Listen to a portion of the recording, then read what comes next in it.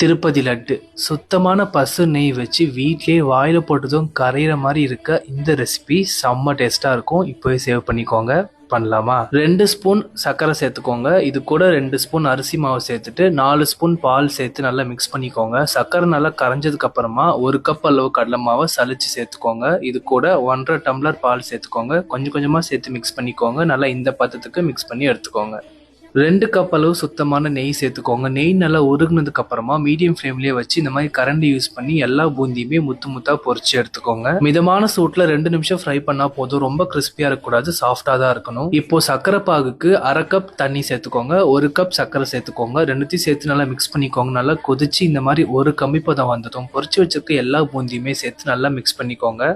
10 நிமிஷம் அப்படியே விட்டுருங்க. பூந்தி சர்க்கரை பாகு நல்லா சோக் ஆனதுக்கு அப்புறமா மிக்ஸி ஜார்ல சேர்த்து இந்த மாதிரி பொடி பண்ணி எடுத்துக்கோங்க. இப்போ நெய்ல வறுத்த முந்திரி பருப்பு, திராட்சை, 2 டேபிள் ஸ்பூன் கல்கண்டு, ஒரு பிஞ்ச் அளவு பச்சை கற்பூரம் சேர்த்துக்கோங்க. பச்சை கற்பூரம் தான் நமக்கு அந்த கோவில் மணத்தை கொடுக்கும். இது கூடவே 4 ஏலக்காவை தட்டி சேர்த்துக்கோங்க. 4 டேபிள் ஸ்பூன் நெய்யை லைட்டா சூடு பண்ணி சேர்த்து நல்லா டைட்டா பிடிச்சி எடுத்தீங்கன்னா கம கம நெய் வாசத்தோட செம்ம டேஸ்டான திருப்பதி லட்டு ரெடி. கண்டிப்பா ட்ரை பண்ணுங்க. இந்த மாதிரி ஈஸி அண்ட் யம்மி ரெசிபிஸ்க்கு பிராவ்ஸ் கிச்சனை ஃபாலோ பண்ணிக்கோங்க.